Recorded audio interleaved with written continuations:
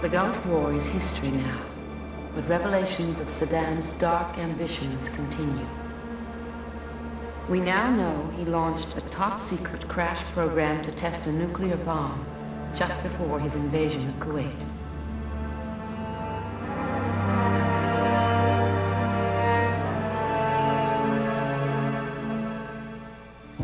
We need an atomic bomb, because this will give us a long arm, and this was his exact words. This will give us a long arm to reshape the map of the Middle East. Dr. Hussein Shahristani was Iraq's chief nuclear scientist when the project was launched in the late 70s, but he refused to build an atomic bomb.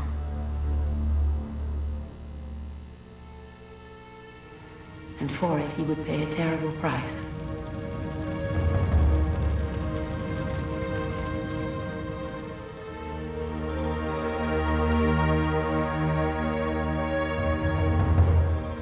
He said, don't fool yourself and fool us. We know your potential. We know very well what you are capable of. And we want you to go back and help us to do that. And let me tell you something, that it is a man's duty to serve his country. And anybody who's not willing to serve his country doesn't deserve to be alive.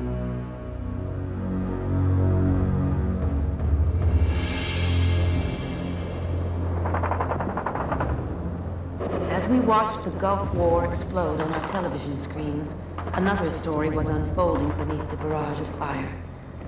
Inside Baghdad's Abu Ghraib prison, Dr. Shahristani was serving the 11th year of a life sentence. Finally, there was a chance to escape.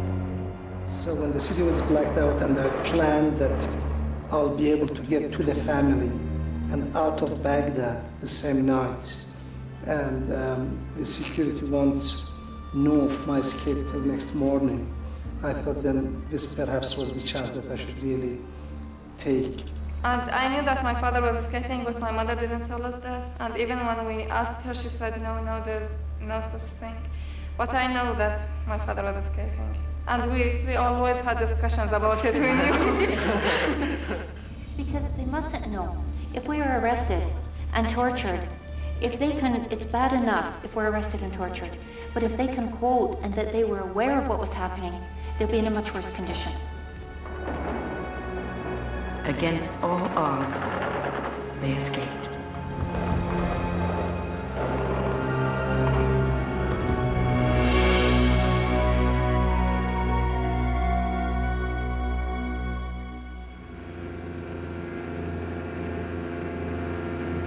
Today, Hussein Shahristani is risking all once again. He steals back into Iraq to document the reign of terror that continues.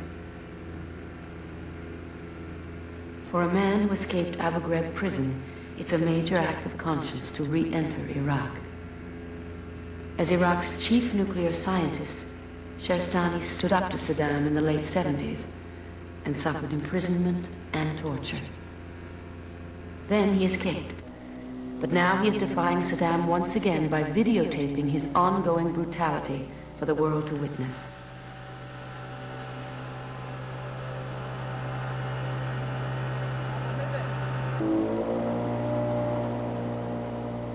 In the southern marshes of Iraq, Saddam is waging a war against his own people. The route we are following now is the last accessible route to these people. If you look closely, their video reveals one of a network of new military roads built inside the marshes. Saddam's tanks can now get in close enough to shell the last survivors.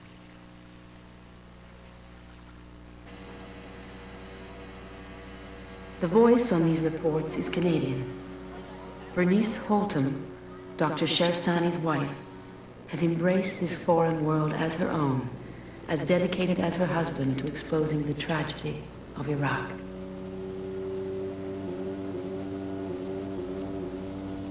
We keep on hearing stories of a complete village, just recently, that was poisoned off.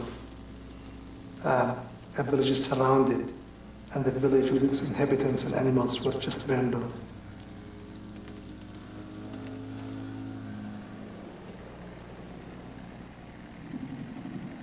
last year there was a chemical attack in the southern edge of the marshes.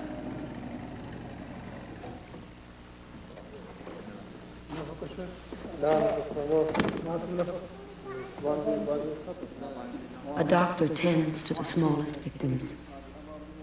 The Shahrestanis document his testimony for the United Nations and groups like Amnesty. Their videos have been broadcast internationally.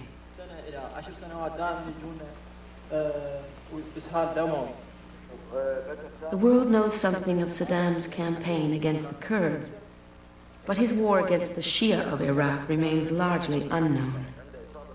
The Gulf War is over, the uprising vanquished.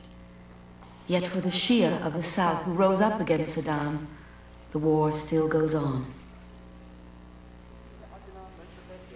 The survivors of one village, shelled by the Iraqi army.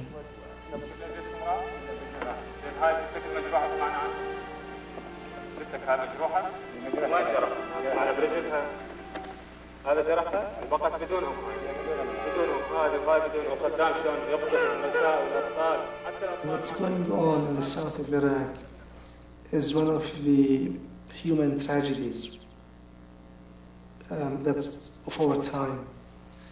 And it's really very disheartening to see the world so indifferent.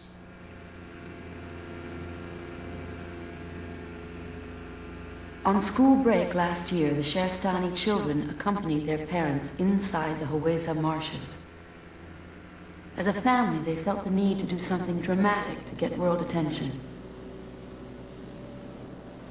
For this family, danger is simply a way of life.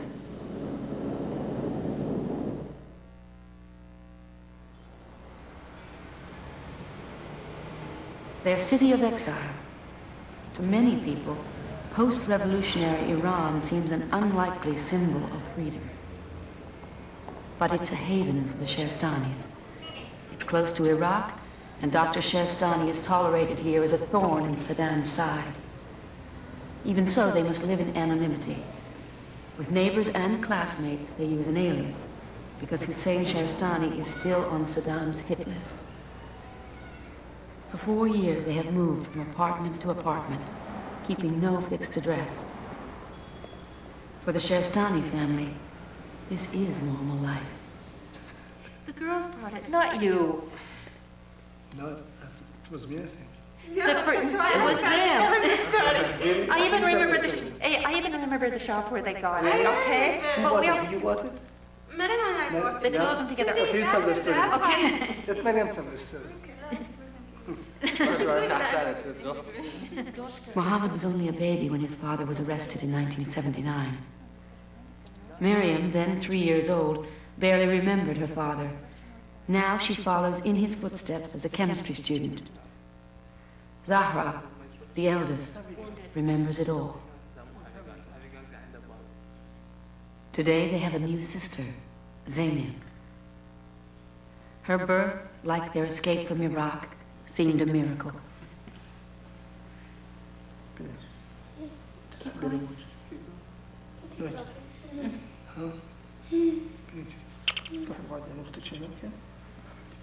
She's quiet.